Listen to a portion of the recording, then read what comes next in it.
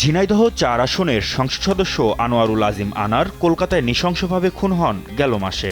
এ হত্যাকাণ্ডের পর তার মরদেহ উদ্ধারে নড়েচড়ে বসে দুই দেশের আইনশৃঙ্খলা বাহিনী। দফায় দফায় চলে অনুসন্ধান।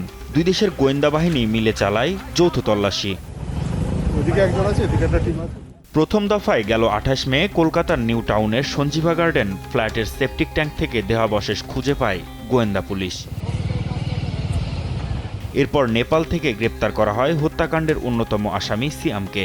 তাকে ভারতে আনার পর রোববার দেহাংশ উদ্ধার অভিযান চালানো হয়। কলকাতা পুলিশের সিআইডির নেতৃত্বে তল্লাশি চালানো হয় ভাঙড়ের সাতুলিয়া এলাকায় বাগজোলা খালে। এ অভিযানে উদ্ধার করা হয় বেশ কিছু হাড়। সিয়ামের দাবি এগুলো এমপি আনারেরই দেহের হাড়। তবে কলকাতা পুলিশ জানিয়েছে ফরেনসিক পরীক্ষা করার পরই নিশ্চিত করা হবে এ হাড় এমপি আনারের কিনা। আনার হত্যাকাণ্ডের উদ্দেশ্যে অপহরণের মামলায় ঝিনাইদহ থেকে আওয়ামী লীগ নেতা কাজী কামাল আহমেদ বাবুকে গ্রেপ্তার করেছে পুলিশ। ঢাকার আদালতে তার বিরুদ্ধে রিমান্ড আবেদন করা হলে ৭ দিনের রিমান্ড মঞ্জুর করেন বিচারক। গেল ১২ মে চিকিৎসার উদ্দেশ্যে কলকাতা যান এমপি আনার। ১৪ মে থেকে নিখোঁজ হন তিনি। এর কয়েকদিন পর আইনশৃঙ্খলা বাহিনী জানায় কলকাতায় তাকে হত্যা করা হয়েছে।